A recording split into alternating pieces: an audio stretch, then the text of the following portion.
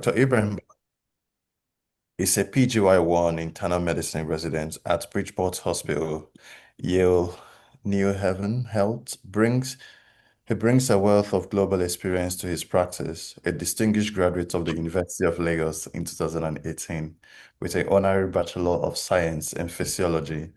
He began his career with an internship at FMC Lagos, giving extensive experience in the Nigerian healthcare system. His journey then led him to the NHS in England as a general practice resident, offering him hands-on experience in an advanced healthcare setting, followed by multiple US clinical experiences. This diverse background has cemented his commitment to patient-centered evidence-based care. Dr. Balogun has a strong clinical interest in hematology, oncology, and rheumatology, with a particular interest in how molecular medicine and targeted therapies are transforming patient outcomes. In this talk, Dr. Balogun draws on his unique path as an international medical graduate to share practical strategies and lessons learned. He will offer vital insights into navigating USMLE exams, securing clinical experiences, and completing the residency application process, providing powerful encouragement for others on the same journey. Outside of medicine, he enjoys playing tennis, pickleball, and spending time with loved ones. So, doctors in house, let us make welcome Dr. Ibrahim Balogun. Thank you for having us today. Yeah. Hi, good evening, everyone. Good morning, from everywhere you're joining us. It's a pleasure to be here. I was just in some of you guys' shoes in last couple of months, so it's quite doable. But you just have to be willing to go the extra mile. So it's a pleasure to be here. Thank you, Dr. Joey, for taking time out of your busy schedule as well to join in. So my approach today would just be to go over my journey in the last couple of years, how I sort of navigated the process to match into internal medicine. I'm a current PGY in Bridgeport Internal Medicine in Connecticut. And I'm going to leave time for questions. I know at this part of the application now, it's mostly interviews. So I think most of the questions are going to revolve around how do I prepare for interviews? What do I do post interviews? How do I create my rank list? But quickly, I'm just going to go over my journey and sort of share steps for people that will be applying next year as well to share sort of practical insights about things that I think I've learned in my journey and things I think will be very important to people that have their applications coming next year. So I graduated in 2018 in University of Lagos. I graduated part of the top of my class as well. And it was actually my plan to pursue residency in the US, but everyone knows how capital intensive the USMLE journey is. So because of that, I didn't actually pursue the USMLE pathway for quite some time. I was working in Nigeria, but I decided to pursue the GMC pathway, which is to practice in the England. And that was what I was doing in the first few years I was in Nigeria before I moved to the UK in 2021. And when I moved to the UK, that's when I actually started the USMLE journey. So I started writing my exams in 2021. Then in 2023, I did my step two. Then in 2024, I did my step three as well. So I was working full time all through my process of writing the USMLE step. And I think some people might have issues with that. So it depends on knowing the kind of person you are. Do you think you can undo writing exams and working full time at the same time? So it just depends on knowing the kind of person you are. So I felt I had a very good foundation, so I didn't need to take some extra time off to prepare for the exam. So that's something you need to kind of know. Are you the kind of person that you can juggle two things together, or you need to be locked in to sort of focus on your exams and go. So that's something I think is something to think about. Then another thing is looking back now, I felt I could have started the USMLE process earlier because I graduated in 2018 and I just matched last year. So I was 7 years post grad. So that's actually old graduation, old year of graduation per the USMLE standard, and that comes with a set of problems because as you're an old grad, you have limited programs, sort of, but of course, it's still very doable. It's very doable. That's something everyone should know. If you're an old grad at this time in moment, you should not lose any hope that, oh, most programs don't want me. No, there are quite a number of programs that actually want people of old graduation because you have more experience, and those are the things you have to sort of highlight in your CV and also during your interviews as well. And got quite a decent number of interviews for someone that was 7 years postgrad. I think I had 10 interviews out of my total. I had 10 interviews. So, and this was, of course, I had some connections in some programs, but quite a number of my interviews came without connections. And I had pretty decent scores as well. So I think putting a very compelling CV, having good scores as well, those are parts of the thing. So being a very old graduate doesn't mean that you can match. That's something I need to drive on, but it comes with a set of challenges which you shouldn't be very oblivious to. So that was why it's actually important to write the step three exam as well, because step three gives an edge as an old graduate. So that's in terms of the exam. You need to actually know yourself. Can you juggle exams with working full time? And number two is you need to decide early as well if you want to do this thing. I think I didn't decide early. That's why I sort of took 7 years to match. If I've decided early, I probably would have matched maybe 5 years postgrad or quite probably before that. So I think it's important to start early, have very strict timelines as well, because once you don't have your step two before the September when the application season opens, it becomes difficult for you to sort of maximize your chances as well. I'm not saying it's not doable, but you're not maximizing your chance as an IMG because as an IMG, I feel life is already leading you 1-0 because you have so many issues to contend with your visa status. They don't know what your clinical skills is like. So I think those are things to sort of keep in mind. I'm going to ask questions. I'm going to leave room for questions at a point in time. So just let me, maybe in the next 10 minutes, maybe if anyone has questions about the USMLE exams and how to prepare. But I think what is important is yeah, you need to decide early. You need to know the kind of person you are. If you can juggle things together, then you need to have strict timelines on when do you want to take the exam because some of these exams they can be very time consuming as well in terms of preparation, and you need to have strict timelines so that you can meet up for the application cycle as well.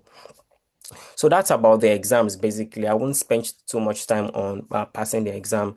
You need to have good discussions if that's something. Um, can everyone hear me? Yes, you're audible. Yes, Oh, yes, okay. you can. Yes. Oh, okay. Okay. Because I saw a message about saying someone can hear me. Okay. All right. Okay. So that's about the USMLE exams. And importantly, if you're an old graduate, I think you should try as much as possible to write step three exams. I faced some challenges writing my step three exam. The first time I applied for my, and I think one of the common challenges people will face is getting the US visa. And I had a fair share of that, even though I was applying for my US visa from United Kingdom. I was barely 6 months in the United Kingdom when I applied for my US visa then, and I got denied that, oh, I don't have sufficient ties in the UK, and you're planning to go to the US. What are you trying to do? I told them I was going to write my USMLE exams, but that wasn't convincing enough for them to give me the visa. And I didn't have like extensive travel history at that time. So it sort of helps if you have extensive travel history, have sufficient ties to say you want to go to the US. So, but I think it is very important for you to try as much as possible to apply for the US visa, even though it seems impossible, especially from people that will be applying for Nigeria. But I had a fair share of that. Um, so that's something I would say about the step three. Try as much as possible to apply for the to write the step three exam. I think the major challenge people face is trying to get the US visa, but just kind of give yourself the opportunity. So I had to apply again.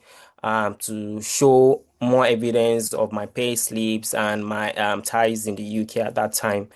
And also, I had to show that I was going for a conference, then which was the ACP conference back in Boston in 2024 as well. So those are sufficient reasons to say, oh, this is why I'm going to the US. And it sort of makes your life easier as well when you're going to apply for your J1 visa later if you don't overstay your visa in the US as well. So for old graduates, it's like I would almost say it's a must for you to sort of write sub step three exam because there were quite a number of interviews I got, and I'm sure people in the program told me it's because of the step three exams that you got called for an interview. Harlem, for instance, in New York, if you don't have a step three, they take old graduate, but if you don't have a step three, you stand a very slim chance of being getting invited for an interview. So even though they don't say it officially that you need a step three to be considered for the interview, but some of these programs look at your three. So I think that's something important, especially if I'm old graduate. I can't overemphasize having step three. And while I was doing my step three, I had the opportunity to attend the ACP conference back in Boston as well. This was back in 2024. So I was able to meet program directors during this ACP conference. Yeah, going for conference can be very overwhelming as well. And that was where I met Dr. Adetola as well. He's actually a guru at networking then. So I learned a few tips from him. So I was able to meet some program directors there. I was able to follow up with some of them, and I got interview from one of the programs actually of the program directors I met in ACP back in 2024. Even though I didn't match in the program, I didn't rank the program high, but it's very important for you to give yourself that opportunity or that leverage to be able to interview in programs. So going for conferences, and what was the method I used then? Most of these conferences, they have this app where you can sort of see people that are going to be attending the conference. So you can message them on the app that, oh, you're international medical graduates, you're going to be applying for this year's cycles. Just a little bit about yourself, about your, they call it your elevator pitch. So you have to practice your elevator pitch so that you sell yourself to the program directors about this is who I am, this is what I'm doing. So when I met program directors there, I told them I'm applying for internal medicine this year. I'm currently in the UK, but I traveled down to this conference just to meet program directors like yourself, just to introduce myself. And quite a number of them responded well. Even though someone that wasn't in the conference, he messaged me that, oh, I'm not in the conference, but there is my contact. You can reach out to me after. And I followed up with him. And unfortunately, also, I didn't match in this person's program, but we still keep in close communication till today. So, and that's the importance of networking. You never know when those contacts will be very important. It might not be their program, but it might be programs of their colleagues, and it's just word of mouth basically. And this goes a long way for you to sort of achieve your dreams of matching. I don't know if anyone has questions at this point.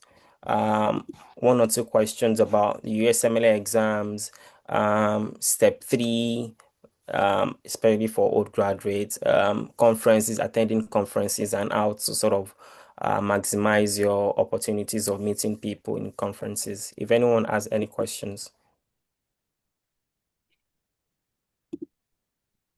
Sorry, I have a question. Yeah, sure. I don't know if my question is related to the first three things you spoke about, but I just want to ask, when did you start receiving your interviews? Like when did you receive your first interview? So I received my first interview, I think it was that week of submitting application. And funny enough, it was not one of the program I signaled, and I didn't know anyone in that program. But a interview comes out in waves. I mean, I won't be so panicking now if I don't have any interviews at this point because interviews still come out mostly around November, December as well.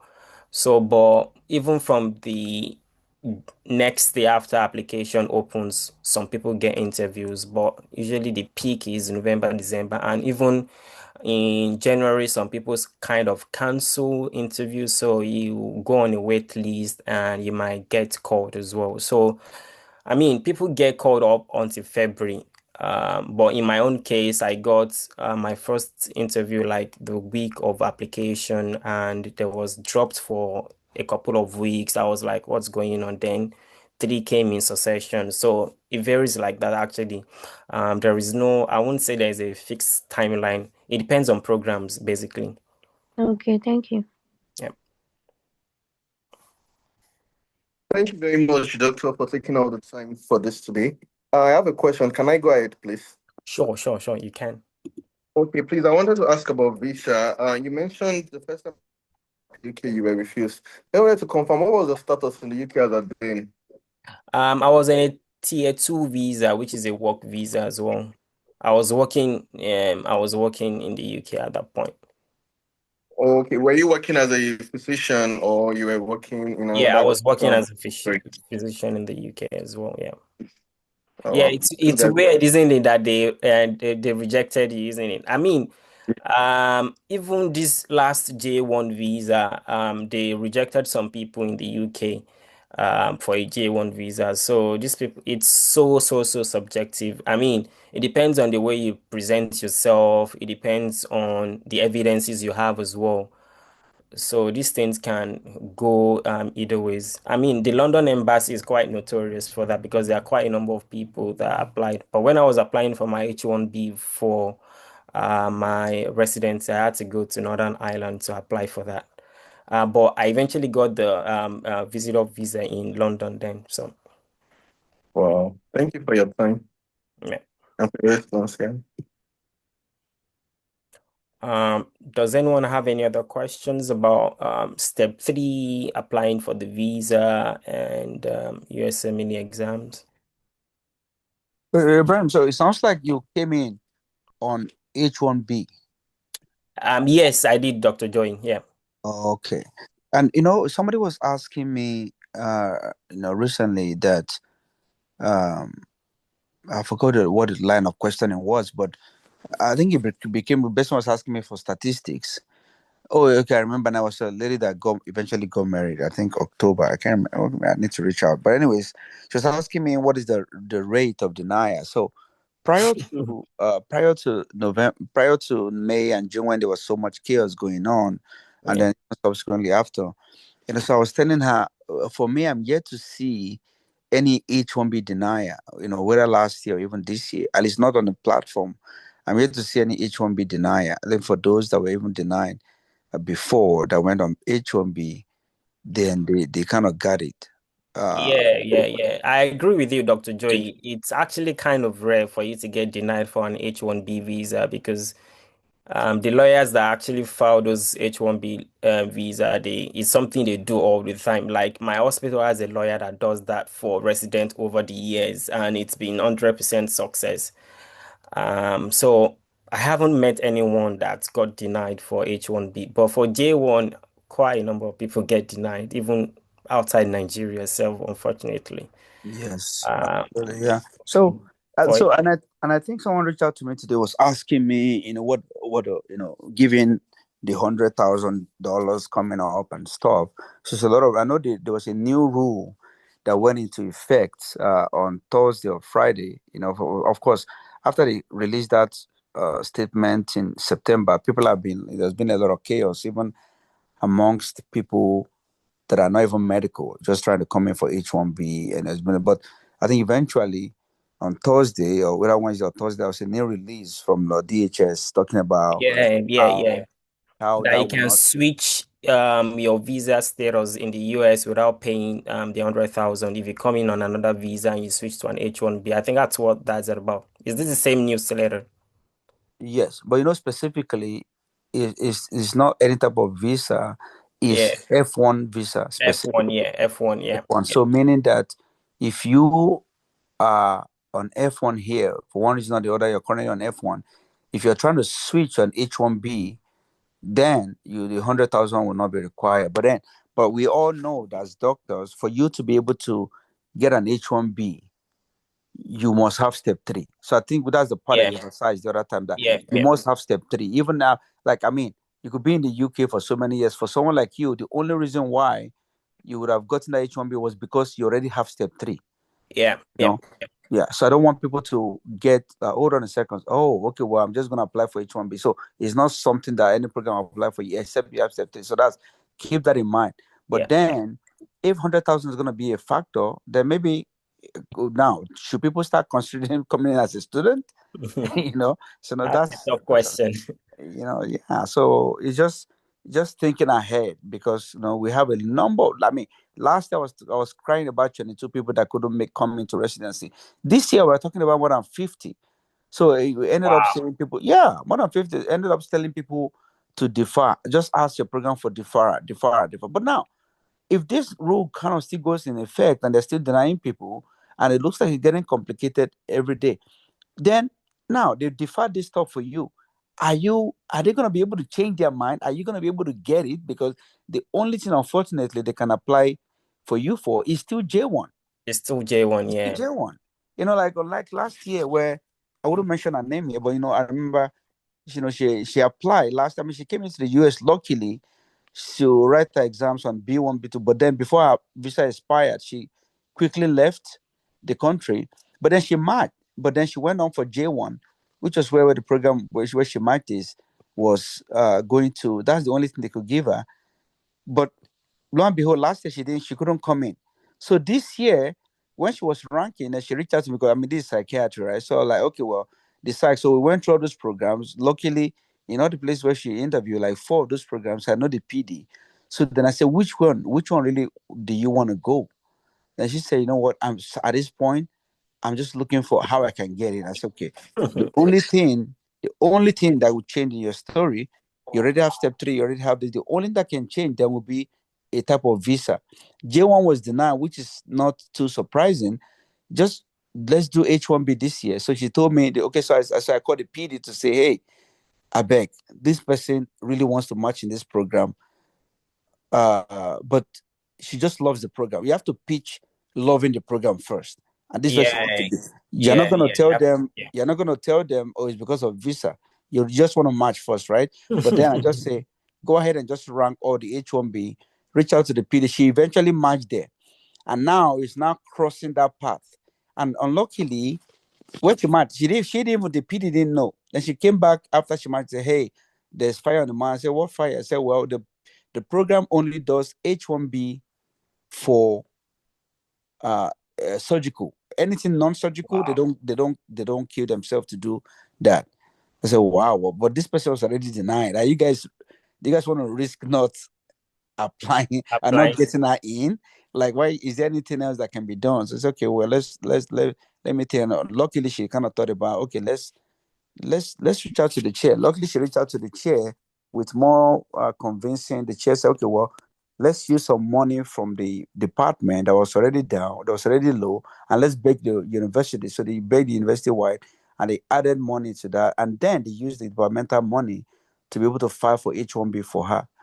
And then she went for the interview. Luckily, boom, and that was the game changer. That was the game changer for her, and she was able to come in. And she literally just spent, she's been in the country, but then of course she just spent only 1 month since that time, right? So what is the moral of the story is, for her, they were able to do that. She had to change the visa, but they look at the extent at which she went. That's a go through, yeah. Now, if you now ask them to pay $100,000, there's no way they're gonna do that, man. There's no way. There's a lot of uncertainty about the H1B as it applies to doctors at the moment, but if it's 100,000, I don't think most hospitals are going to sponsor that. Because for my program as well, the previous years they have to pay like a $5,000 for you to pay for the premium processing and everything as well, which is already a lot for them already, because some programs don't actually pay that. You have to pay that. So with this 100,000 now, a lot of hospitals are going to kind of shy away from that. But it's not clear at the moment if it's going to apply to doctors or not. Only time will tell. You know, But hopefully it does not apply. yeah, Hopefully they will change the rule. As of today, if you are new, if you're it's going to be a new application, then absolutely applies. Hopefully between now and rank order by end of January, hopefully there'll be more guidance from DHS that hoping that people will not have to pay the 100,000. pay your I mean, account. keep in mind though that most hospitals, particularly the big ones, even though they pay the application fee, even though they are non-cap, for instance, like most hospitals are non-profit, Yeah, they're non-cap, they still have to pay the application money, yeah, right? And that's then aside from paying the application money, they have to still pay lawyers, they particularly have to hire a lawyer. Yeah, yeah. And so the lawyers, so some of them, the big boys, they have lawyers that they hired as W-2 that is already within their so they don't have to pay extra. pay But there are extra. some that have lawyer, but they are not paid. They are 1099 lawyers, meaning they just have their names on the roster. But any immigration case they have to do, then they charge them. They charge them for their service. And this place, unfortunately, the place are like almost like 10 grand per application. So Applicant. now, if they had to add 10 grand, and of course, if government is collecting 100, those guys are not going to now collect 10. They probably collect something. But it's just so hopefully, maybe at this point, I don't know, with Mountain on Fire ministry and a lot of prayer warriors, Yeah. they need to stand up and start praying. It's sad what's happening now with this person there now. But I mean, I wouldn't. The best thing applicants can do for themselves is just to Mm. put themselves in a position where you can either get a J1 or H1B. I mean, which one is better? I don't think anyone is better at this point. It depends on what you want eventually. So it's a personal decision, yeah, eventually. But I think applicants that's why it's important to have a step three. So you have the option of applying for an H1B if your program that you eventually get matched in sponsors that as well. I think that's more reason to take step three now actually because of these denials that are happening with J1 as well. I haven't seen anyone that got denied with the H1B because I actually, in fact, applied with my spouse for my H1B and we got both approved. But for J1, things can get a bit messy if you're applying with your spouse as well. So those are things to kind of keep in mind. Yeah. Does anyone have any other questions?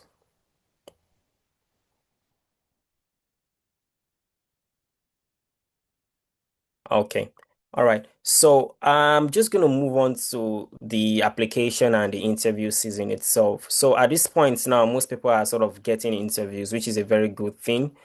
But if you don't have interviews now, interviews will still come. Like I said, I got my first interview in the first week of application season, and there was silence. There was radio silence for a couple of weeks.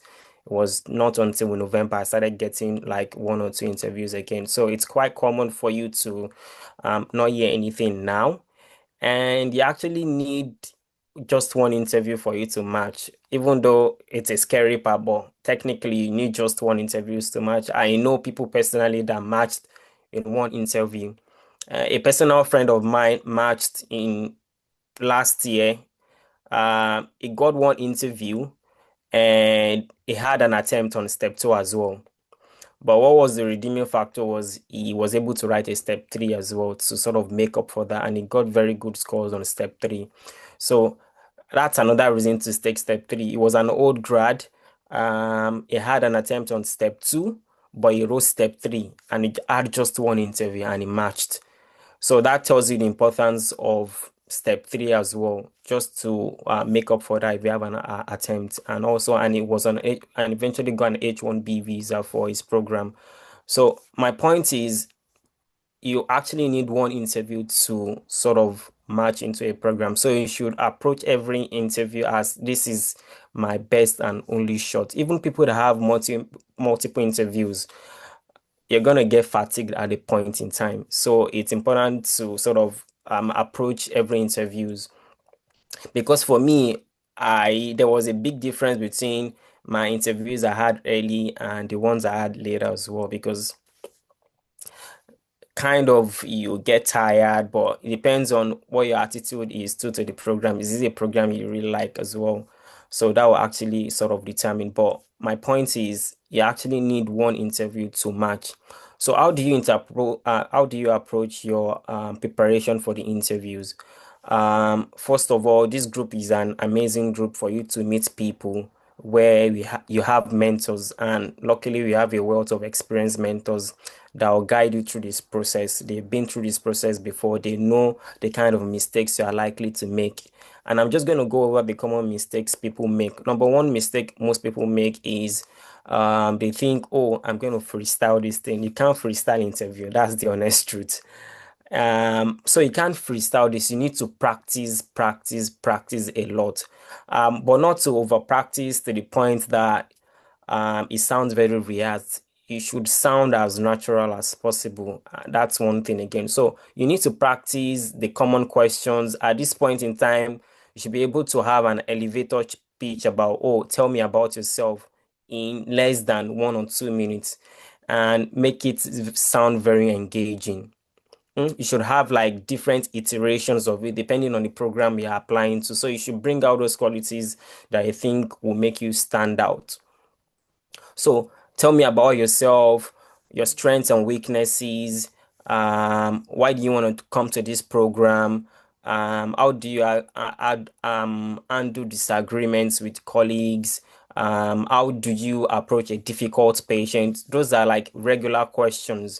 And there are some interviews that they will not ask you questions. They just want to have a conversation with you. So you should be familiar with how to have conversations with people, because some of these programs are actually looking for people that are actually easy to work with, which is most important thing. At this point, your scores doesn't really matter again. If you have a 270 or 260 at the point of interview, you kind of blend into each other. So for me, I'm going to give a practical example. In my interview, I was talking with the program directors, and he didn't ask me a simple question. It was just like, what do you want to know about our program? So it was more conversational. I was just saying things I've seen on the program website, on the Instagram page as well, because my program has this annual pickleball tournament that they play with the program directors and the residents. So I was talking about that. Oh, I saw the pictures of that. I'm actually quite good at pickleball and tennis as well, and it's something I would like to kind of join as well and give, because the last year the attendings in my program won the residents. So I'm like, oh, we need to come back and do another one over the rest. So things like that shows that you've done your research about the program, the IG page, or talking to the residents in the program as well gives you an idea of what the culture of the program is like. So those are things to kind of touch on when you're interviewing a program. So it might not necessarily be, oh, tell me about yourself, tell me about. So some programs are going to ask you very weird questions as well. And for instance, they will ask you things that you've not really prepared for. And the mistake people make is they rush and sort of answer the question without giving it a thought. It's okay to take a few seconds to kind of ruminate over your thought and say, oh, I haven't thought about this, but give me a minute, then approach it that, oh, this is what I feel about what you're asking me. So it's important to have that at the back of your mind, that it's not all the questions you would be prepared for. And they kind of know these things as well, that, oh, you prepared for tell me about yourself, tell me about your strengths and weaknesses, but you're going to get one or two questions that is going to throw you off guard. It's part of the process. It's how and those are actually kind of defining times. So I remember one of the program directors I met at the ACP conference that I went for in Boston. He asked me, what are the challenges you kind of feel will hold you back from achieving your dreams? Or yeah, I think that was the way he framed the question. So my approach to it was, oh, I'm a very shy and laid back person. It takes some time before I can be very outspoken, especially when I'm around experienced people. I kind of like to lay back and learn from their experience, but over time, I've learned that it's important to voice my own views, because everyone has a unique perspective to this. And that's what I'm working on. That's why we met in ACP conference. I was able to meet with a lot of experienced people as well to talk about my unique experiences and what I can contribute. So things like that is going to show that, oh, you didn't prepare for this, but you can actually bring out something on the spot. They are looking for people that are very innovative on the spot as well. That's the essence of such questions as well. So you need to actually research a lot about the interview, the person that's going to be interviewing you. You need to find out about the program you'll be interviewing, the person that's going to interview you. And the internet is actually like a very good place. Some programs that have IG page, I actually feel IG page gives and this is something that I think some people don't actually look into. The IG page of a program is usually managed by residents, so it kind of have a very good idea of what the culture of the program is like. Are they very big on academics? Like my program now has an IG page where they kind of show the resident that presents the money report. So you tell them, oh, I saw this money report that was presented by this so resident a couple of weeks ago. That's actually interesting. I actually saw a case similar to that a couple of weeks ago. Or, oh, I saw these events that the residents went to. Is this something you do regularly? How do you organize that? Things like that would show you're actually interested in the program. So you need to speak with the residents as well. If you have connections with those programs, ask the resident, oh, what does this person like to talk about? What's this kind of person like? So it shows during your conversations that you've had like your detective work, so to speak, to do about the programs. I think one of the problems IMG like us will face is how to talk, actually, the American way of talking. I kind of had that kind of challenge as well on the American way to speak, and is by speaking to seniors, people that's been in this process before.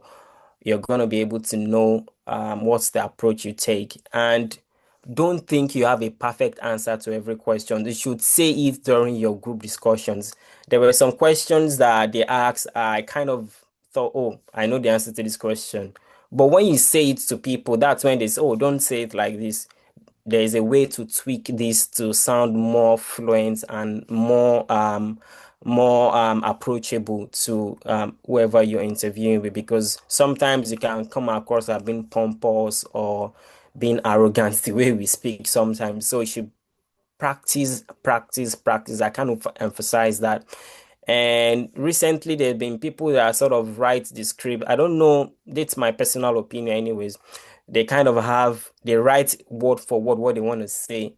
I feel it might sound too rehearsed that way, and it kind of show off during your conversations that you're not able to have a very smooth conversation. These people actually, they want a conversation. A couple of weeks ago, I was in the ICU.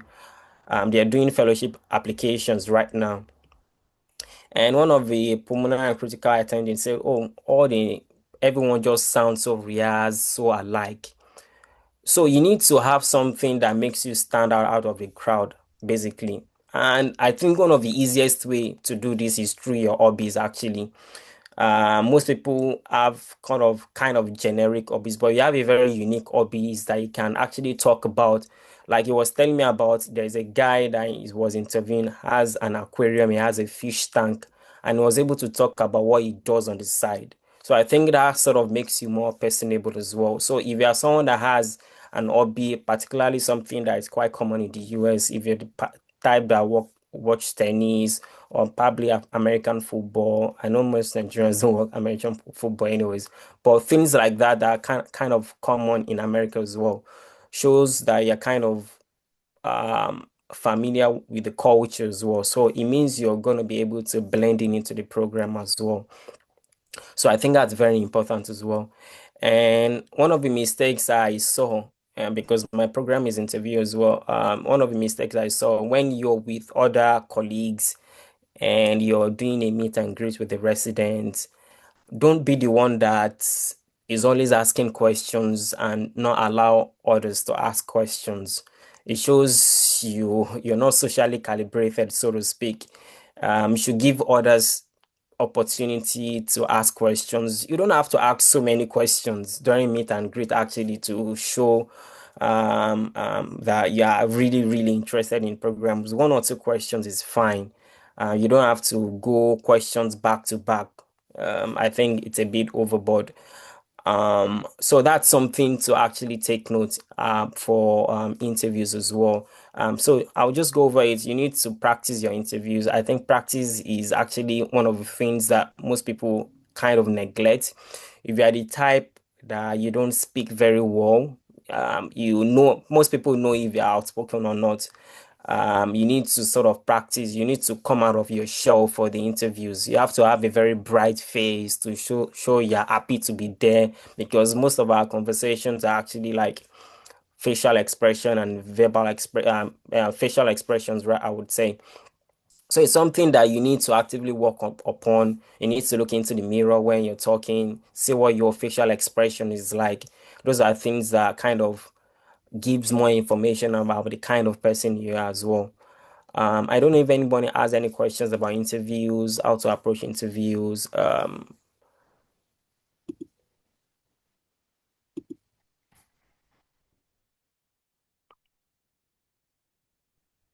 There's no question in the chat box. Yeah, I'll give it a few minutes.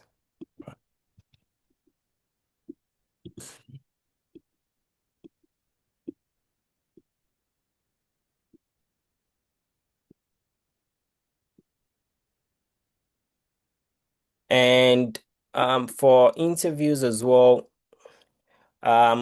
mistakes I see people making as well is not asking questions. Most people don't ask questions. I think by now everyone should know that you should have questions, and it's not just about asking questions that shows that you've done your research about the program. Ask questions that are quite kind of very specific so you don't get a generic answer about, oh, we do this um in the program. Ask questions to show that you're actually interested in the program. Is there a question in the chat? uh, Okay, someone is asking question about the 100K requirement for H1B. I'm not quite sure about the um, cap exempt for 100K for H1B visa for now. Things are a bit unclear now, but I don't have information about that. I'm sorry.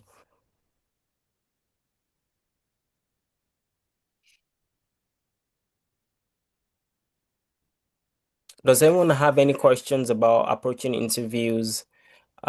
Questions about interviews or probably the things we spoke about earlier about step three, about preparing for your exams. Um,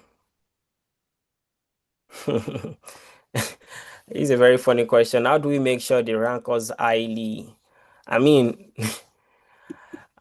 the best thing you could do for yourself is to make sure you've done your possible best during interviews.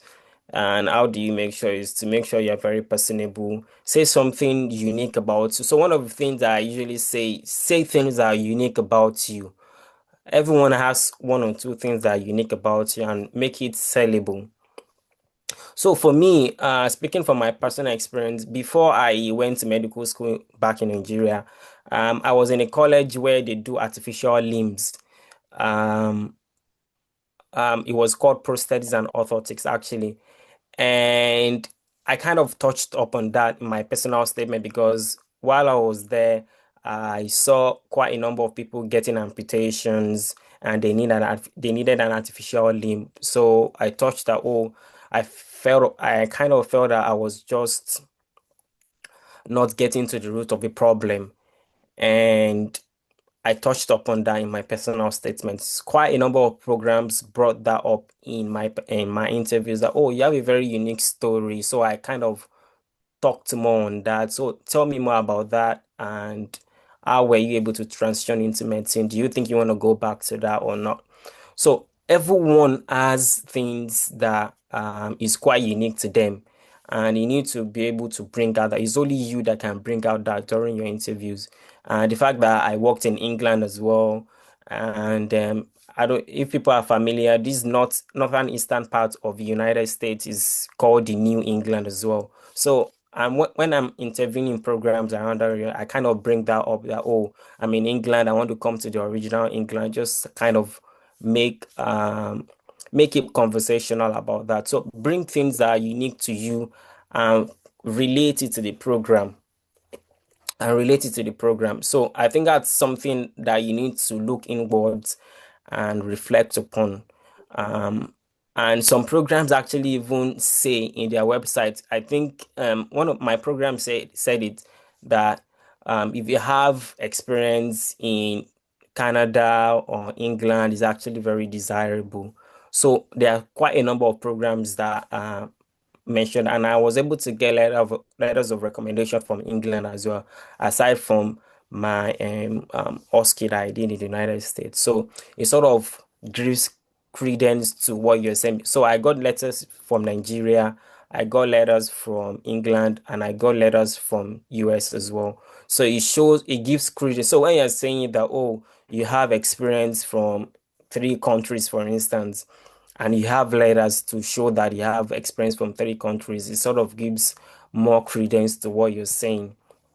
So um, everyone has things like that in your CV, things you've done. You just need to bring that into light, talk about your experience, and those your experience actually makes you unique a lot, make you unique a lot. If it's your hobby as well, if you've done any of your hobbies at a semi-professional level, some people are quite good in football or something else, or any sport that you think these people can actually relate to is something. Even if some people say if you don't play that sport, you should tell them that you played, but that's not always a good idea, especially if you get into program and they say you should come and play the sport for the team for the program. So I think that's something to mention. There was a program I also interviewed in Philly, and the program is big on you going to quiz competition, and maybe if you've won quiz competition, I'm sure there are some people like that. So for such program, that's something you like. The program they've been winning ACP. There's a program in Philly, I've forgotten the name now. They've been winning the ACP dilemma for like 8 years now. They've won like 8 times the national champion. So if you are someone that you've represented your school at the national level or even at the state level, it's something to bring out in that program because it means you're going to fit perfectly in that program. Is that Albert Einstein? Yeah, that's Albert Einstein. Yeah, that's the program.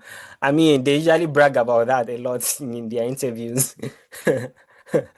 So yeah, that's something to bring about. So knowing the qualities you have by yourself and related to the programs is something that's actually quite important in the program. I think it's something that most people don't do enough.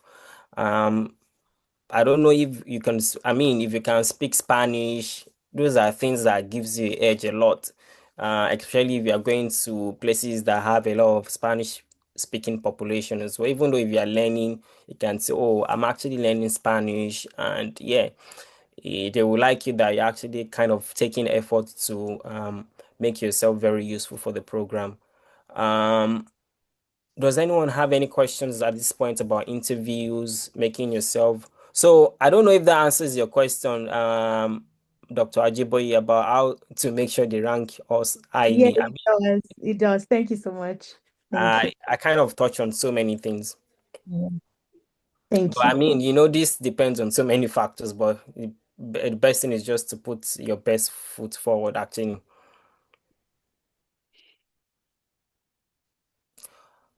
Okay, I've got another question online. Um, Strategy about interviewers that don't have profiles online. That's tough actually. I mean, if they don't have profiles online, I mean, I think it's kind of hard actually for people not to have profiles online, even if it's where they went to medical school. If you can find something about where they went to medical school, where they did their residency, I think you should be able to find one or two, and you can sort of um tailor your conversation. Oh, I saw that you trained here and you live here, you've been in the Connecticut area for so many years.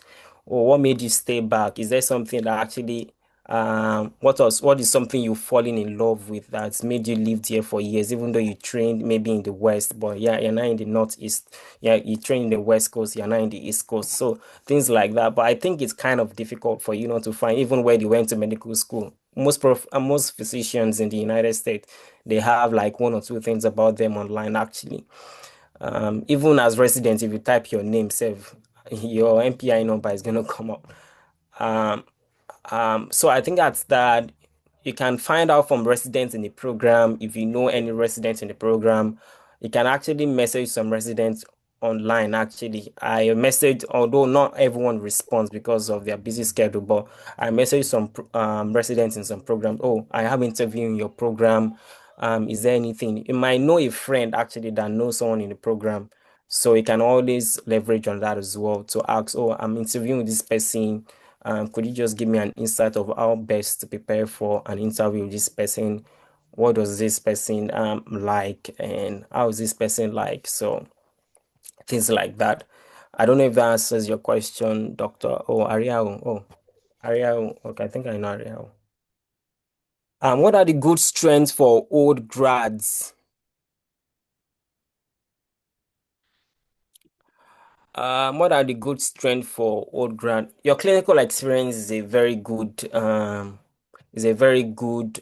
strength for you. What you've learned, I think your clinical experience is your. I got that question during one of my interviews that, oh, why now? I mean, sometimes I think you don't have to sugarcoat things. These people know how expensive the USMLE process is. I think there's a good thing about being vulnerable. I'm not saying to make excuses, it's a different thing. You can say what happened and say how you're kind of making up for that. So my in my own situation, was 7 years postgrad when I was applying, but I've been in active clinical practice since I graduated in different countries. I haven't had OSCE in the US, even while working. I was working full time in the UK, but I took some leaves and I was able to travel and come back to the UK to continue my job after the OSCE.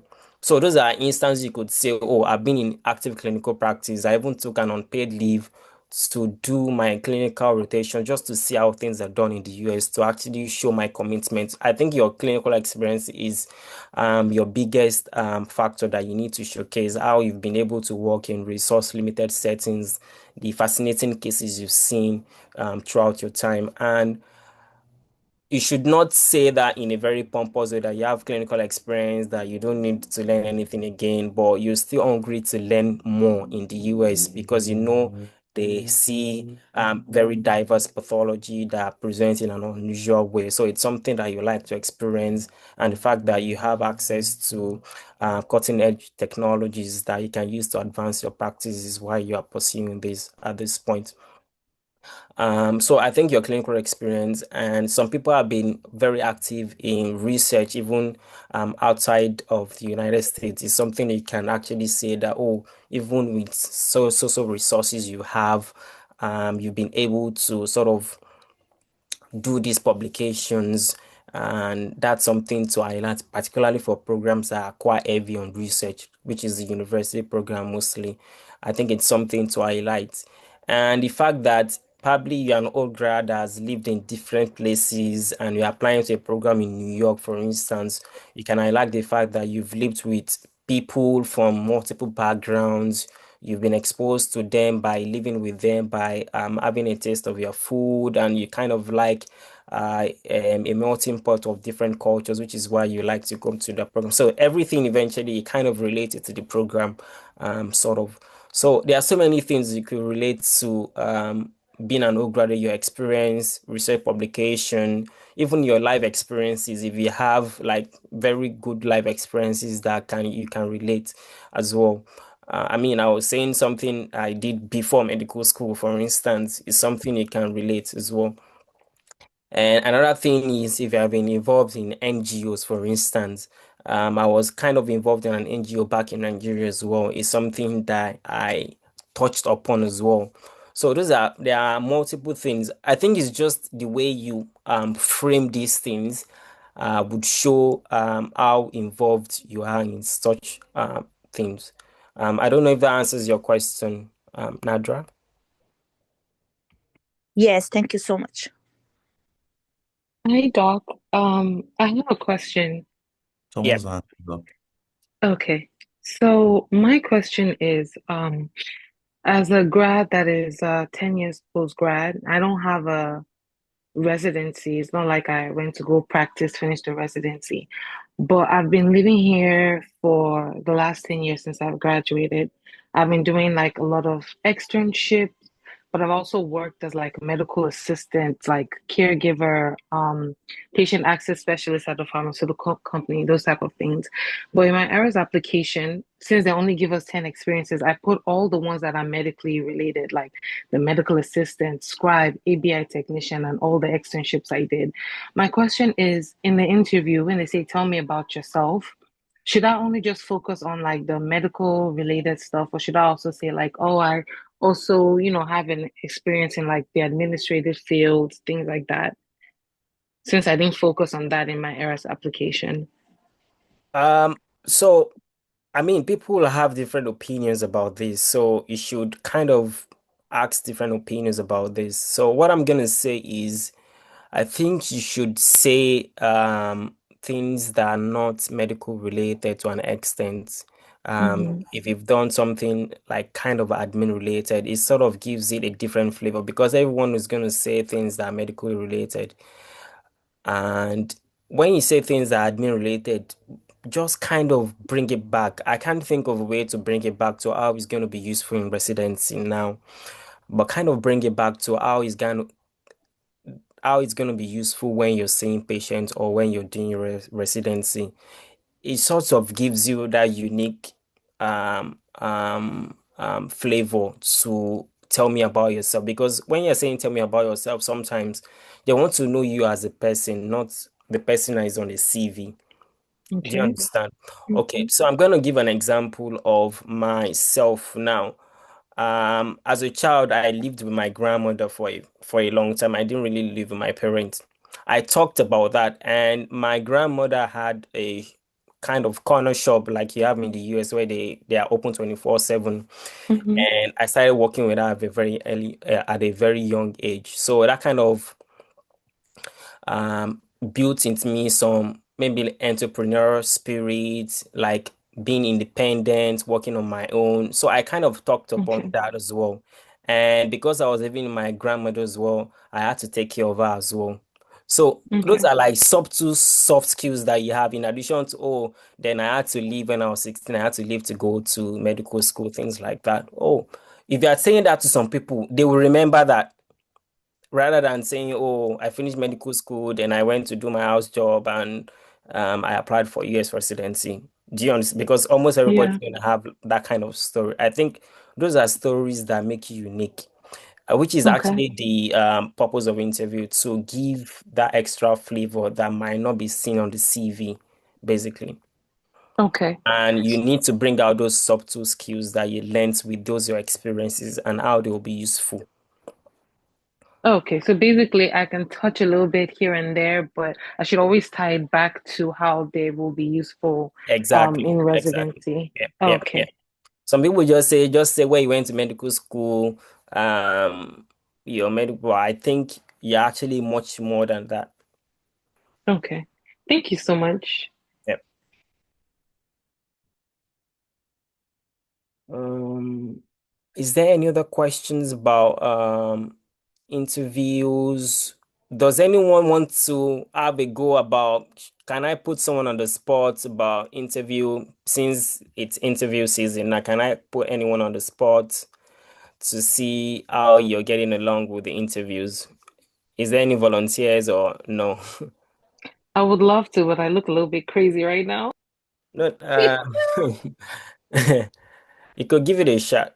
One of the questions I got in my interview, which was one of the things that kind of Those are the questions that will throw you off balance. Is one of the questions that, and this was my first interview. My first interview came out like within the 1 week, and one of the funny things about that interview is there were limited spots for me to choose. So I had to choose the only one date that was like really close. So I didn't get a chance to prepare very well. So one of the questions I got asked was, what motivates you? Why are you coming to the US? You seem comfortable where you are. I didn't prepare for that. So you need to be able to take a step back sometimes, think about, oh, why are you actually doing this? Of course, some people will say, oh, because of the money or something, but you need to have something bigger than that that you're actually trying to achieve. So those are things that you need to think about. Think about why you're doing this, what motivates you to continue to go to this extent of, oh, you're leaving everything you know behind and you're going to start afresh from a new country. Think about the things that kind of motivate you. Why do you want to come to the US to practice medicine? Does anyone want to give that a shot? And let's see. Maybe I can try. Yeah, give it a shot.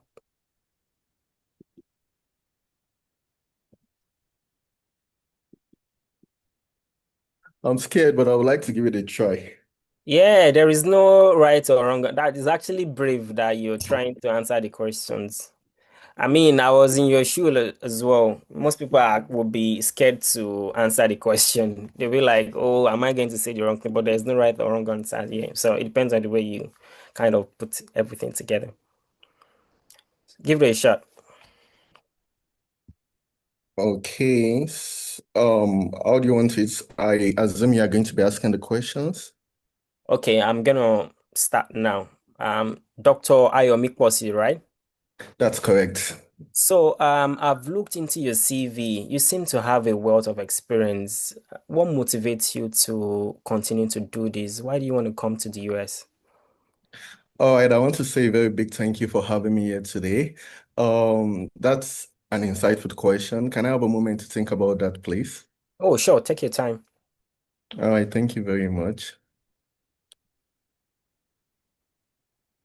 Oh, well, I think my greatest motivation to come to the US is my burning desire to always try to be better. I had to leave home when I was very young. I was 16, and I had to travel miles across the world all the way to China to study medicine. It was initially very challenging for me. One challenge I had at the time was like, even though I wanted to study medicine, a lot of schools in Nigeria would not accept me that time because of my young age. But I had to, persevere. So right now, I'm currently working as a medical officer in one of the hospitals here in Abuja. But then I have a desire to train in a world-class facility and become the best version of myself. I believe a residency training in the United States would help me achieve that.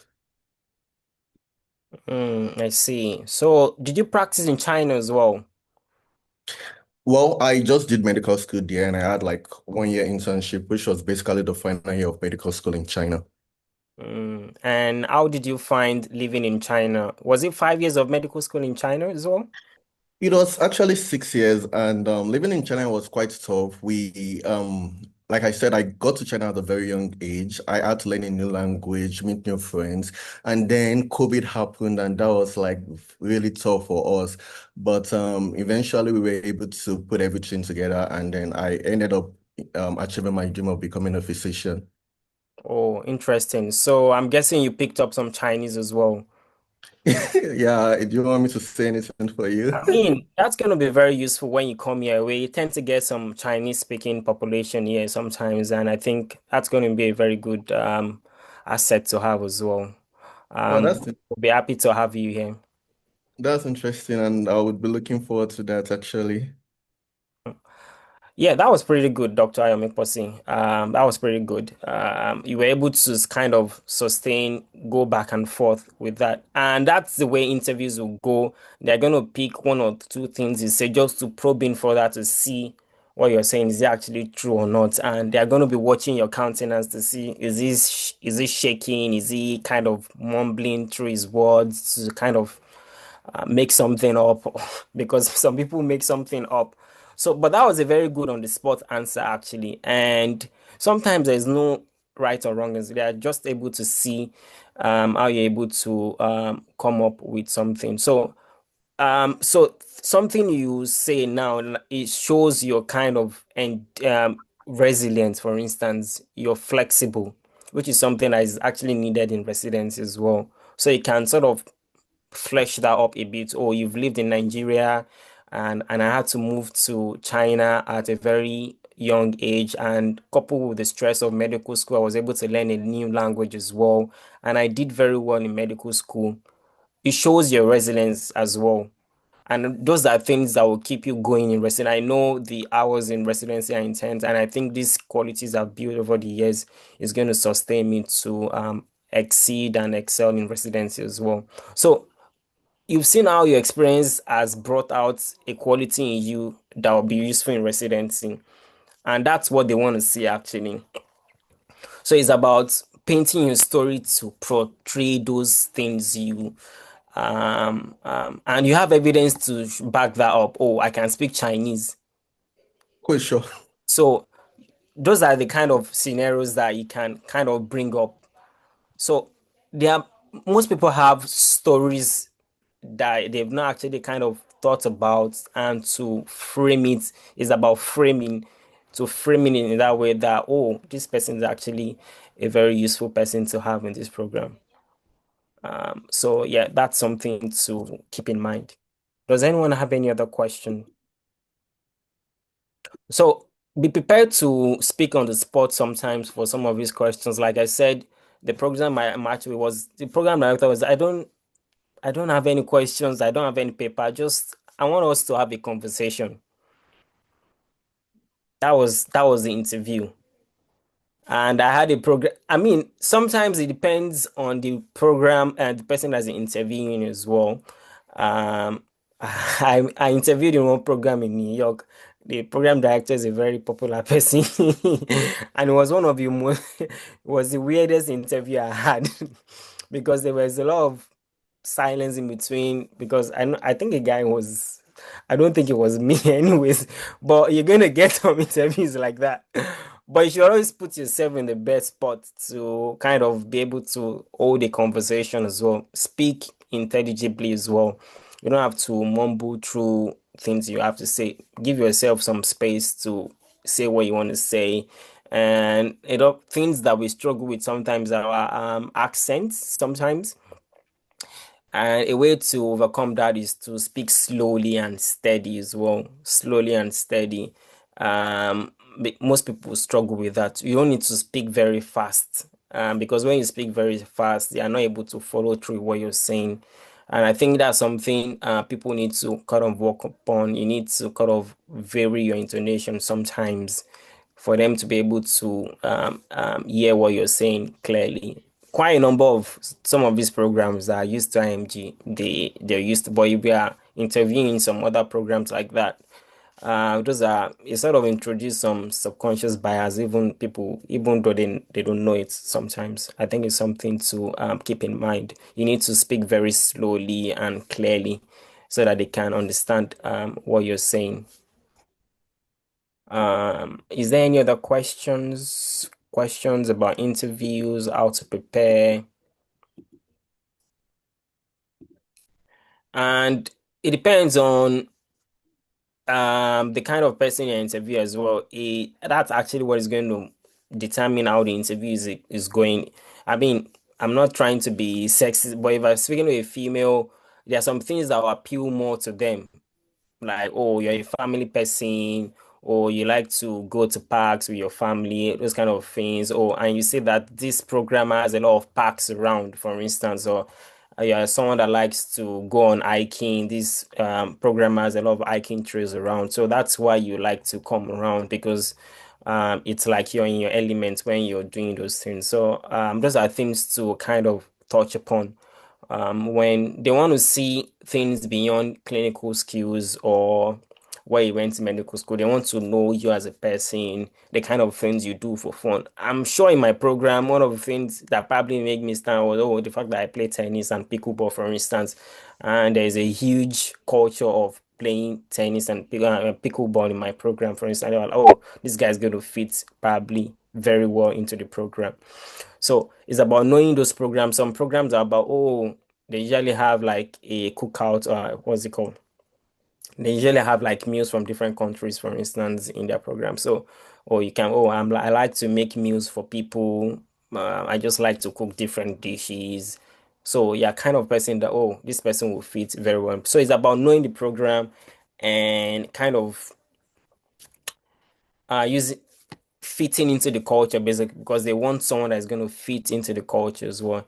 And something I think I should mention also is while you're interviewing as well, especially for people that have a lot of interviews, it's important for you to write the way you feel about the programs, the way you feel during your interview, the important things as well, because at a point in time, programs are going to be very similar to each other. So you need to quite early on have a jotter during your breaks, during interviews, write the things that, oh, I don't like this or I like this about the program because those things are going to I didn't do that early in my interview season. I started doing that towards the end. And I think that kind of helped me a lot to make my rank list, for instance. There were some programs that oh, they have to be paying for parking. And there are some programs that, oh, it's free parking. And there are some programs that can match up to like 5% or so of your retirement accounts. I mean, you'll be like, I just want to match now, but those are subtle things that you need to think about sometimes when you're interviewing. So you need to think about retirement accounts, the cost of living as well, even though it's kind of similar, but there are some places that are more expensive. And do you want to live in a big city or do you want to live in a small town? I mean, these are things that will matter when you have like a number of interviews you are doing, but it's something to keep in mind. Some people think making a rank list will be easy though, but sometimes it might be kind of difficult for you because I kind of faced that challenge. Oh, which program do I put first? Which one do I put second? So it's about having objective evidence of, oh, this program has this program has this. And if you're the type thinking about fellowship as well, so does this program have the in-house fellowship that I'm gonna apply for? And those are things to consider actually, and they matter a lot. They matter a lot. Does anyone have any questions? I don't think I touched about getting USCEs because USCEs are actually quite important now. And I mean, there are different kind of USCEs. There's the tele-rotation, which I don't think most programs actually value that right now. Since COVID, I don't think most programs value tele-rotation, but it's something to have if you don't have any USCEs. And there are several ways of getting USCEs.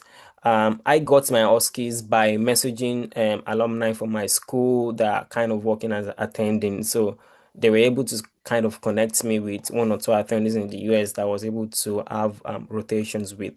So that's one way to get USCEs through your personal connections.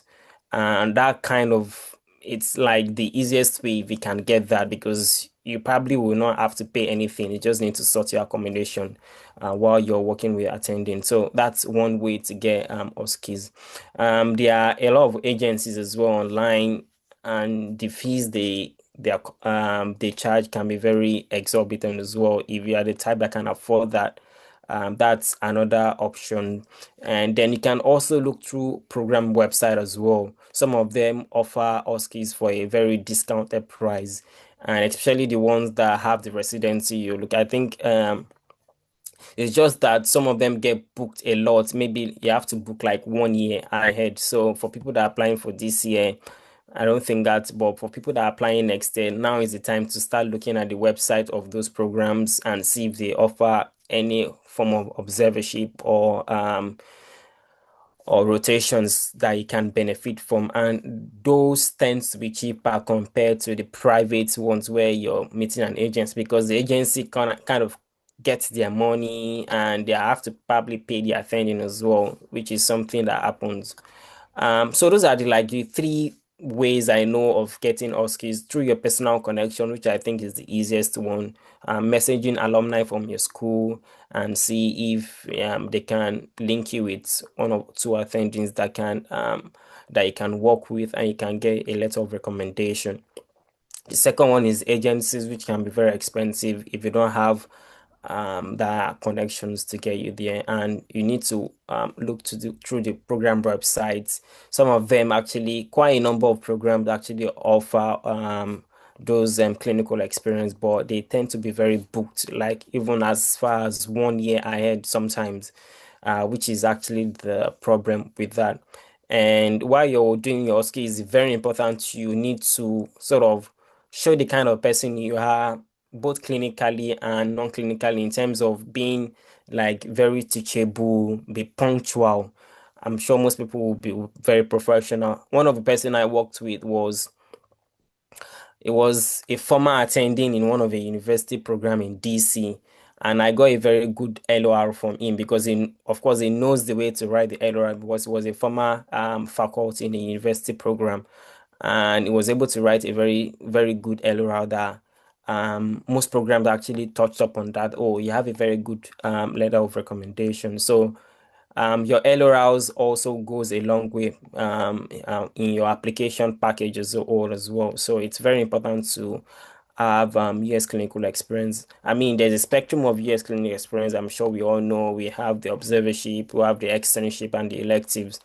I mean, for international medical graduates that you've graduated, observerships are the easiest to get. Externship can be very difficult to get because of malpractice and the likes. So that can be very difficult to get, but it's still very doable or very expensive. Then people in medical schools do electives, which is quite easier for them to do.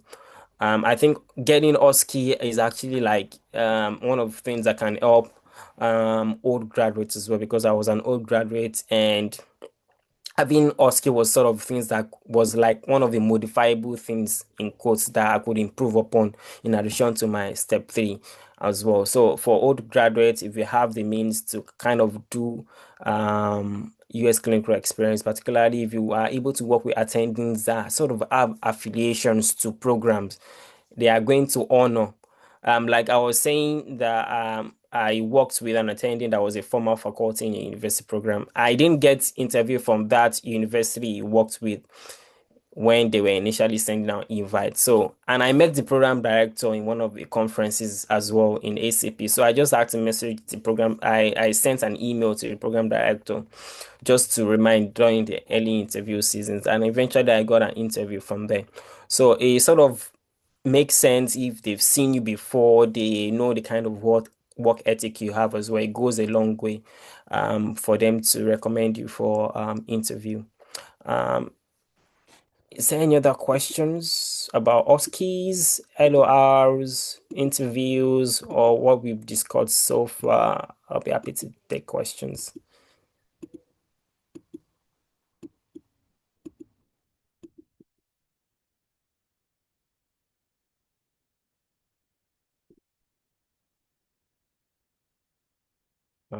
Any questions?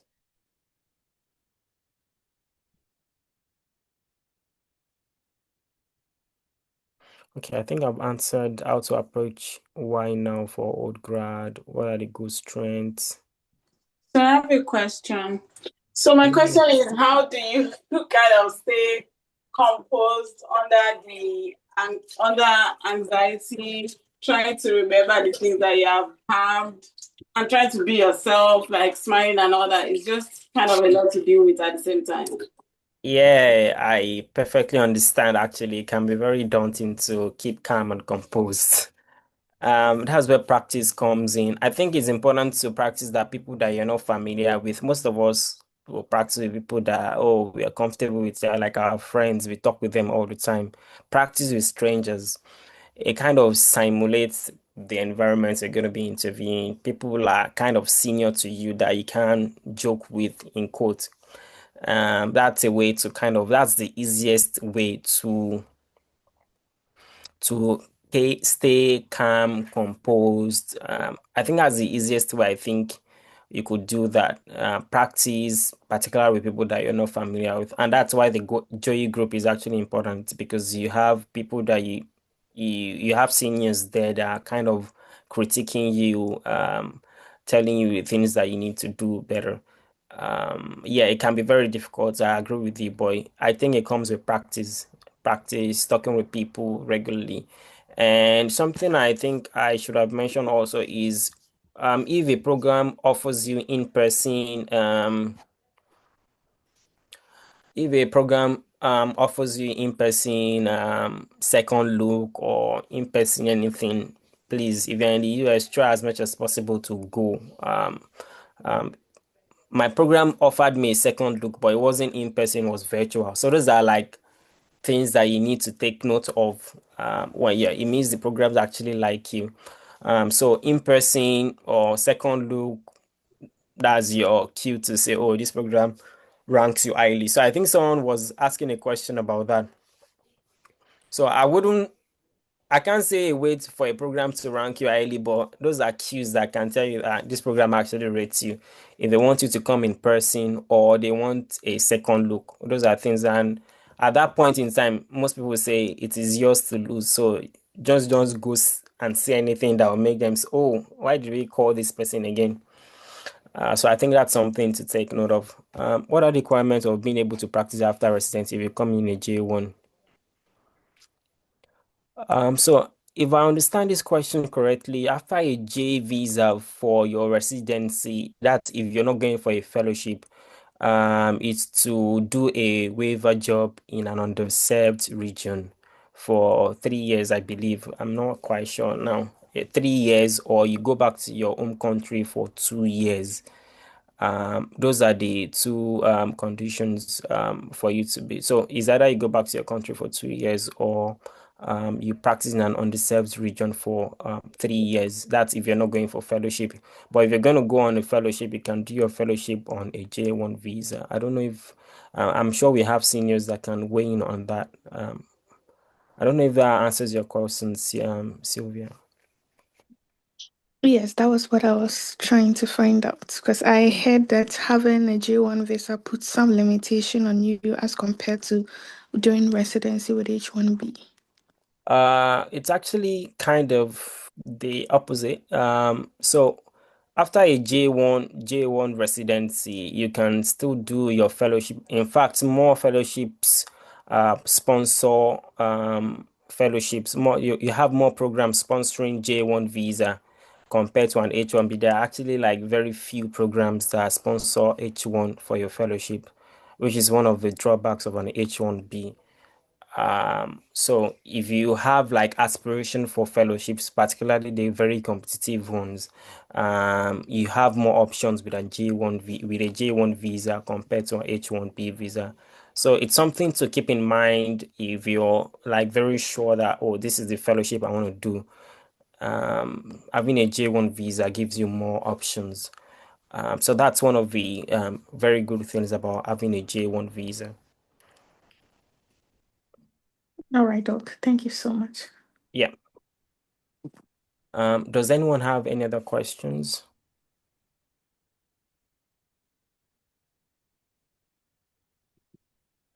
Yeah, there's one on the chat box. Are you happy for me to read it out? Or... Yeah, yes. So a little confused. A little confused. Programs, to the best of my knowledge, can't offer only a handful of people second looks. I don't think that's allowed. Correct me, but it's either they offer second looks for everyone or they don't. People can request to come in for a second look, though. Is this right or wrong? Okay, I'm going to be speaking based on my experience now and from people that I know that have matched in previous years. So for me, my program offered a second look, but it was virtual. And the second look was I was speaking with the residents in the program just to know a bit more about the program. And my second look was like very few weeks close to the March deadline, so that it's just sort of give you more information on how to create your rank order list. So it is not everyone that actually got the second look. So they don't send the second look to everyone. That's what I know for sure, because people that interviewed in my program that didn't get the second look. But having a second look means if you rank the program high and the program obviously is going to rank you high. So you have a very high chance of matching in that program. A year before me as well, one of my friend matched in a university program, and he actually went to the program for the second look and eventually matched in that program. And he was telling me that out of the people that matched in that program, like a large number of them, like almost 90% of them came for the second look, and that's why they matched. So having a second look means you are part of the highly ranked candidates for that to match in that program. You've been ranked to match, except you don't rank the program high. That's when you will not match in that program. Or something happened in the second look. Maybe you said something and you went down the list, kind of. So I hope that sort of answers your question. Yeah, I mean, yeah, it actually does. It's very interesting that you told me what you just said because, um, I mean, like we just finished interviewing now, and this actually came up, right? And this was actually more for even fellowships, right? For like super fellowships, and we had brought this thing up, and the program was like, listen, you can't. I mean, it doesn't matter. So long as it's what happened to you, then I guess it's fair game, right? Because in my mind, I just feel like you can't like it's almost like the way the interview season goes is they should not preferentially it's like me telling you it's like a program telling you we're going to rank you number one even though they will Yeah, that they can that they will do it. They technically cannot tell you that, yeah, right? yeah, You can yes. tell them that, but they can't tell you that. And the whole idea is when you send preferential stuff and say, "Oh, give a second look." It's almost like you're saying, "Okay, we want you." I don't know. It's very interesting, but it's just if it's your experience, then it's happening. But it's just we had that conversation with a program, and they were like, "No, we can't send you. We technically can't send only you a second look because the person actually asked for a second look." And they were like, "If you ask for it, it's fine, but we're not gonna. It's either we offer everybody or we don't offer anybody." You see what I'm saying? So it's Oh very yeah, I interesting get what that you're they did. saying now, Yeah. Dr. CC. So it's not as if I asked for the second look. They offered the second look. Yeah, yeah, that's what Yeah, I'm saying. That's even weirder. It's yeah, weirder that if you had yeah. asked for it, it's fair because you can say, I mean, like I remember when I was in interviewing for EEP, I asked, I was like, oh, I'm going to be in town like visiting family. Of course, that was just all lies or whatever. Like, I'm going to be in town visiting family. Can I come? But I just wanted them to feel like I was super interested, right? And they're Mm, like, okay, sure, you can come. It's going to be informal because it's not part of, but we want you to see what we're doing and all that stuff. So mm. it's interesting that they sent you and they sent some people and they didn't send to some other people. So that means they really, really liked you, but that's very interesting. Is it a New York program? No, it's in Connecticut. Okay. Yeah. Same thing. Yeah, East Coast. Okay. Yeah. Yeah. And, Yeah. and even while as part of the programs I was interviewed, there was a university program in the Midwest that was like, oh, if you're around the town, you can come and say hi to the program just to get a feel. But that was not like an official second. Exactly. So Yeah, that makes sense. yeah, So that's why I was kind of confused because what you yeah, said, this makes sense, and they can say it, and they'll say it to everybody. They'll be like, if you're ever around, and they'll tell you in your interviews or whatever, they can do it in a general session. yeah, But if they told you that one on one, then that means they really, really wanted you. So that's good. Yeah. yeah, yeah. Yeah. Thank you. Yeah. It's nice to hear from you, Dr. Sisi. Nice to see your face. You're doing good. You're doing good. Thank you. Does anyone have any other questions, concerns about interview or skis? So just to round up, I'll just talk about thank you, letters of thank you after. I mean, there are some programs will say don't send it. And I think once the program say don't send it, I mean, it's very clear, don't send it. And quite a number of programs say that you should not send any thank you letters after your interview. So I think it's just safe for you not to send anything. It shows you're able to follow rules. But some programs are kind of ambivalent about it. So in those situations, I feel it doesn't hurt to send a thank you letter to just touch upon the conversations that came up during your interviews, say the things you really liked about the program, the things that really stand out to you about the programs, and what your conversations was about. So it's just a way to kind of keep it on a very good note. But if a program say no, thank you note, I think it's best to not send anything. So I think that's about that. I don't think that actually plays a big role, but I mean, anything that makes you sleep at night. But once a program is very clear about that, I think it's best not to send anything. So that's that about letters of appreciation or letters of thank you or whatever they call it. I didn't actually send to the program I matched in, funny enough. So, I mean, and some people say they send it to some programs and they eventually match in that program. So it depends on the program eventually. So you never know. So I think that's something to also keep in mind.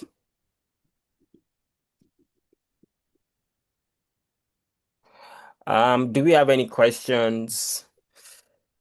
Um, Can't see any in the chat, and there is no raised hand at the moment. okay. Yeah, so I mean, for people that are having interviews now, give it your best shot. If you don't have interviews now, the best you can do is to prepare because you never can tell if you have an interview, it might be very boxed into a very close date to choose. So you have to be prepared for that. Interviews comes in December, even sometimes in January as well. And I will say this from personal experience. Some people are kind of shy, they don't want to talk.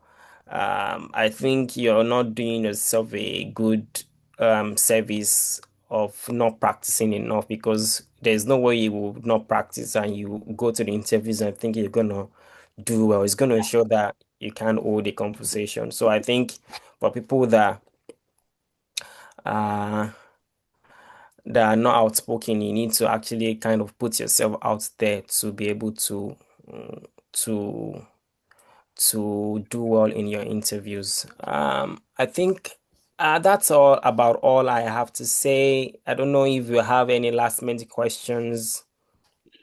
I'm just gonna read out what Dr. Sisi had just put in the chat box. I feel if you can send, then send. What do you have to lose? Better to have sent than to regret not sending. Yeah, It yeah, does not yeah. matter though, but then so what? It can only help you, but please, if the specialty requests not to send, then please do not. Yeah, I think that's the only thing I think that's the only thing that is clear. They say do not send. That's clear, but anything else is anything that makes you sleep well at night. So I think that's that about letters of interest. Do we have any other questions? I think those are the major things I want to talk about. Um, Except you have questions or queries, concerns that you think I can address. there's nothing coming up at the moment.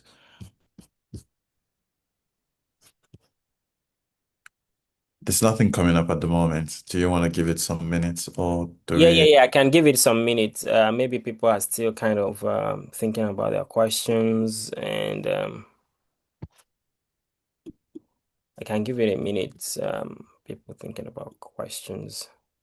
Oh, thanks for a minute then.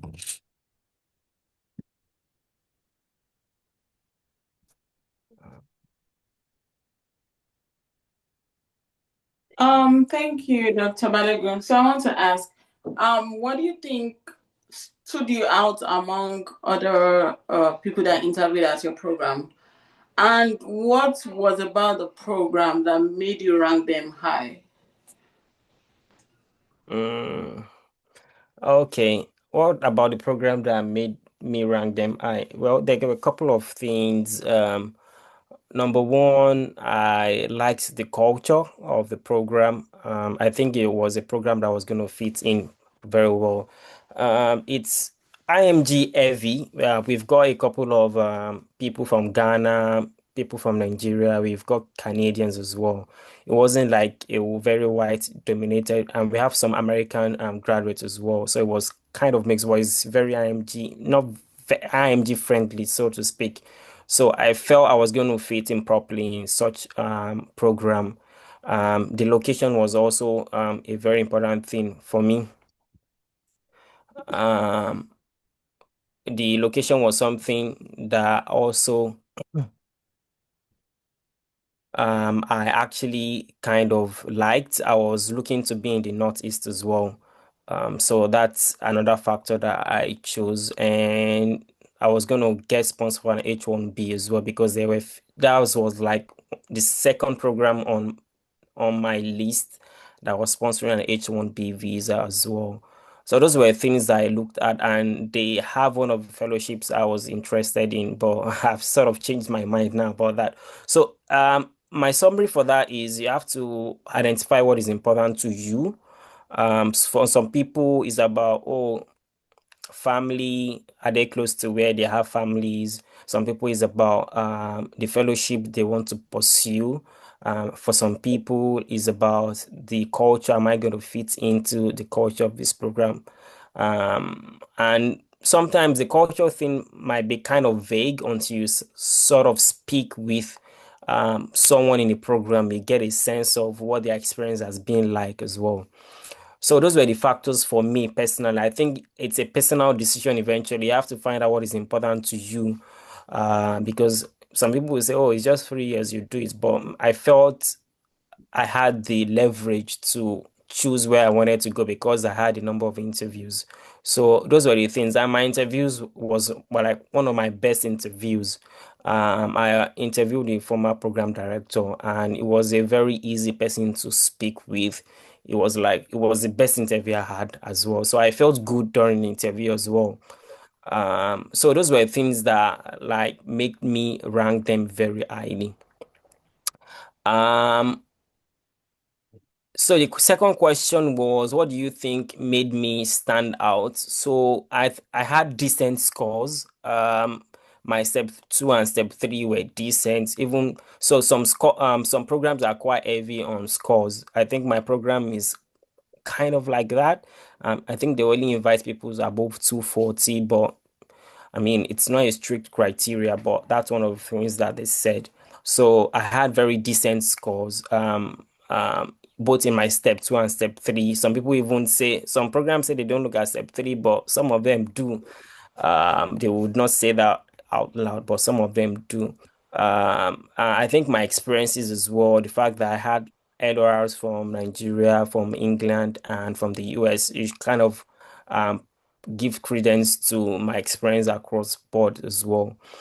I think those are the things on paper. I had a very compelling application all put together as well. And eventually, it's how you do during your interview that sort of makes or breaks everything, which is why interview is very important. You need to actually like very prepare a lot for your interviews, know everything that is on your CV, be able to be hold the conversation during your interviews, show the other things that are not on your CV that I think will be very important for them to know about that makes you kind of be a very good person to have in the program.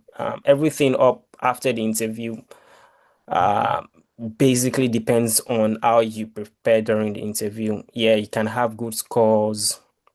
Like I was saying, I was having, there was someone in my program was interviewing people for fellowship, and it was the hobby of the person that made the person stand and not the person's score during the interview because Ben had a very, very cool hobbies. He was able to talk about it.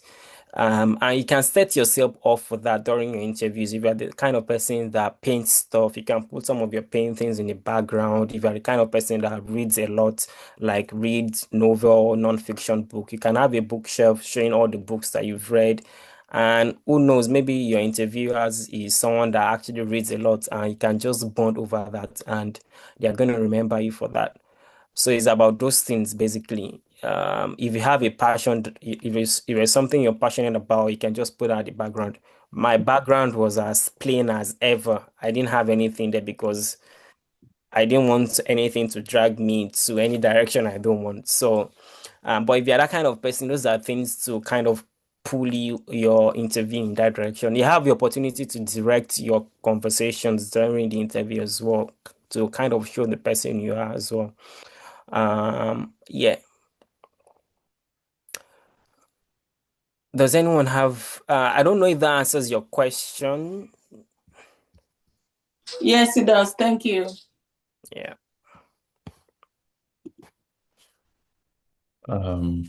What's something that you think you would do again or improve or not focus on? Okay. What's something you think you would do again or improve or not focus on or have to redo? Okay. I'm talking about the mistakes I made now. Number one, I think I applied to too many programs, which is something I think I would not focus on. I should have done more research. I mean, I thought I had good scores, but the reality is some programs will not call you once you're 5 years post graduation. So you should not bother to apply to some of these programs, especially the very decent one that have like 98% IMGs. You have like you have a chance, but you have little chance of matching into those programs. So I think I wasted a lot of money applying to programs that are not so IMG friendly, which is something, I mean, people will say apply to so many programs. You need to know the programs that fit your profile, and that comes with doing your research actually. So I think that's something I wasted a lot of money on. I applied to too many programs. So that's something I would not do again. But again, as IMGs, we've been told to apply to as many programs as possible. And unfortunately, those of programs are going to, some of them are going to be a waste of money. But you need to actually research the programs you are matching. I was applying to some programs that they had no black or IMG in the program. So I mean, it happens that someone get matched, but what are the chances? So the chances are quite slim. So that's my that's speaking from my own experience now. But some people would say, oh, apply to as many programs as you can. Some people say apply to 200 programs. But I had decent scores. I had step three. I had USCEs. So that's something I would not advise someone to do. Just research your programs deeply and don't waste your money to some programs like I won't mention names. And so that's something I think I would not do again is I mean I didn't do that, but I've heard people paying so much money for USCEs. I think you need to research early for USCEs. You don't need to pay so much for USCEs. That's something some people do. I didn't do that. I think that's something some people waste money on as well. Interview prep. I think I could have done better in my interview as well. That's something that I think most people will start late. You should start preparing for your interview as early as you can. I think I still really do as much as I can for my interview. It's something that I would advise people to do as well because the interview is a make or break thing. Then something else is signaling. Signaling is very important now. Um, um, I'm sorry I said OSCE, USC experience. Sorry, not OSCE. Sorry about that. So signaling is actually like very, very important now. Quite a number. I got interviews from programs I didn't signal, and I don't know the reason why some of those programs called me. I think it's a combination of step three and very good scores. But quite a number of my programs that I got interviews in was the Signal program. And the mistake most people make is you see your scores and you know the kind of program that your scores are compatible with, but you are signaling programs that you stand no chance, that you've seen their profile, there is no IMG there, they're all American graduates, and you're still signaling that program. I made that mistake. I was signaling very big university programs that had no IMGs. Even the IMGs, the only person that looked black schooled in the US. So I had very little chance of matching in that program, but I still went ahead and wasted my signal because I didn't get an interview. So I think you should use your signal wisely for people that is going to be applying next year. Most programs, they would not actually, most programs say if you don't signal, you have like very low chance of being of getting an invite from them, especially programs that have like high number of applicants, for instance. You're not likely to be considered for an interview, and most programs even put that on their website now that they take signaling very seriously. So that's something I think I wasted some of my signals, a lot save of my signals. It's something I would advise people not to take very lightly now. Another thing is I think those are the mistakes I made. Probably starting the journey earlier because someone that is 7 years post grad, I think most program kind of looked into that, and so you just get filtered automatically as well. You still stand a very good chance as an old grad, but you're going to put yourself in a better position if you're less than 5 years post grad. I think that's important for people that is going to be applying to have a very strict timeline of when you want to apply and have an accountability partner that sort of you meet with to see what your progress has been so far. Probably if I had the same stats and I was less than 7 years postgrad, probably, I don't know, probably I'm gonna get more interviews and who knows. So that's that about things I think I might do better and probably more publications as well. Publications depends on the program basically. If you're applying for a university program versus community programs, basically. Um,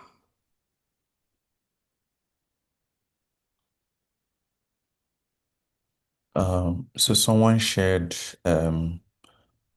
something about a H1B. Is an extract from a site. yeah, Um, yeah, but there is no other question, none in the chat box, and no raised hand. yeah. I mean, for the H1B, it doesn't hurt to send an email to programs after your interview. I sent an email to my interviews, to my program after the interview, just to ask about. This was even before this whole H1B thing started. I sent a message to them that, oh, I'm going to be interested in an H1B visa. Does the program still sponsor H1B visas as well? And they replied to me. And this was close to the rank period, actually. I asked this question. So you can ask that as well as a follow-up question to say, oh, do you actually sponsor H1B visa? Because it seems unclear what the rules are at the moment. So it's something to ask. But I don't know what the definite thing about H1B visa and this 100K thing for new H1B visa is. So it's best programs will be in the best position to answer that. And some programs actually have a cap on the number of H1B visa they can sponsor. My program didn't have a cap on that. Some programs have a cap, like was a program in Philly that they only sponsor like two H1B for the year. So others are gonna get J1 even if you have a step three or not. So those are things to note for programs. And I think the program messaged me as well.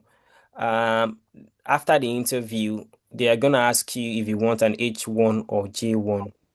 And they are going to message you to say, oh, we are going to be able to sponsor you for a J1 as well. And that informs your rank list if you are someone that is quite particular about getting H1B visa as well.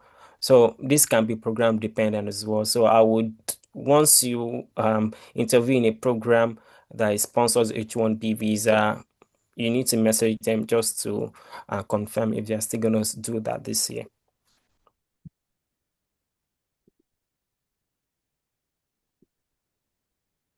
All right.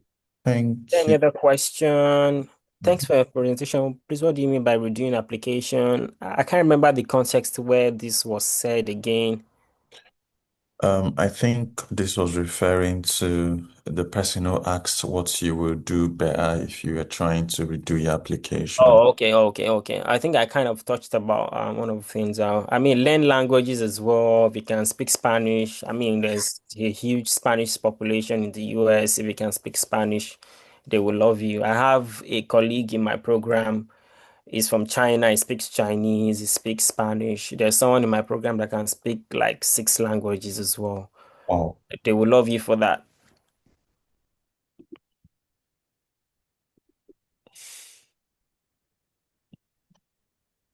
right. No other question, no raised hand. Are you happy for us to call it a day here? Yes. I mean, if there's any other questions, are we overshooting the time already or not? No, it's definitely up to you. It's usually till 1 o'clock. It's usually sorry, till 8 by your time, 8 p.m. Okay. Yes. But then um the ball lies in your court. If you're happy to take it over that time, then that's absolutely fine. Okay. I mean, if I've got any other questions, I'm happy to answer questions, but I've got nothing else actually at this point. Um I think Dr. Dr. Susan, Sisi is open. Is raising his hand. Yeah, hi, good evening, everybody. I just wanted to say, first of all, thank you so much, Balogun. I thought you did like an excellent job. Thank you for just sharing your story and just really educating us. I just wanted to harp on something you said. I think is very important that now that the season is open and everybody's applying, like you don't need to wait to start getting interviews before you start practicing your interview. Like I know you said it, I just wanted to reinforce it because it's going to come like a whirlwind, right? It's going to come sometimes when you don't know. You might have only one interview, you might have multiple, is fine. But the point is you want to be very comfortable that they can tell very easily when you are rehearsing something or when something sounds rehearsed. You want it to feel very natural. And like what I tell everybody is you want your interview to feel like a conversation, not a question and answer. And once you can achieve that in any interview, then you've done your job, you've done your homework. And that's the most important thing. Everybody's going to remember someone that they had a chat with. And it's going to be harder to remember someone that you questioned the whole time, if that makes sense. So, I mean, amongst everything he said, I think the thing that I learned the most is please try and start practicing now. Look at yourself in the mirror, talk to people. The more you do it, the better you are. Your elevator speech, your 2 minutes, all the things that we say, all the common things. And then I think something else that he said that was very important is if you don't talk now, you're not going to talk on that day. I promise you. It sounds very cliche that we're all saying it, but Yeah. you need to just come out of your shell. You need to start talking because if you think, oh, I'm going to just turn it on when they ask me, it's not going to happen. I mean, and it can happen, and you might be the aberrancy or whatever. But I guess the whole point is, I just want to reiterate what Balogun said: is just start practicing now. Don't wait. You probably be hearing that other people have, oh, I've gotten 5, I've gotten 10, I've gotten whatever. Don't worry. Just keep practicing because your own will come. And like I tell everybody, it's good to have many interviews because it makes you feel good and it makes you feel like all the work you put in is there. But the truth is, you only need the right interview to match, and that's it. And there are people that have 10 and don't match, there are people that have one that match, Yeah. right? The more you have, yes, it increases your chances. We all know the math, right? But my point is, you just need to be prepared because you might only have one, and you just want to make sure that whatever one you have, you eat it up badly. So please, please, please start practicing. I think they've brought out groups already, mentors and all that stuff. Your friends, you can never practice enough. Trust me. And again, Balogun, amazing job. The coordinators, great job. I just want to say thank you so much, Balogun. All right, good Thank night, you so guys. much for joining in, Dr. Sisi. Yeah, I'm gonna say good job too. You did great. I was part of everything and you really did amazing. Good questions and good answers and really good experience. So I hope we all take into consideration everything he said and hopefully we get good news. And please talk.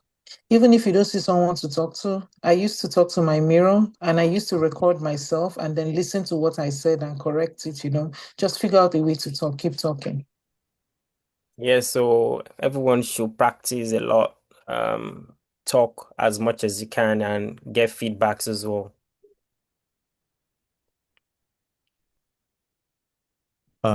Yeah, thank you very much, Dr. Balogun. We appreciate your time. I think at this point we can all unmute our mics and say a warm thank you to our presenter for today. Thank you, Dr. Balogun. Thank you, Dr. Balogun. Thank you, Dr. Balogun. Yeah. Thank you. We can also send our thank you Thank notes. you, Dr. Balogun. It's a pleasure. Thank you, Dr. Balogun. Thank you so much for your time, Dr. Balogun, once again. Yeah. You mirror some of us who are living here. Thank you.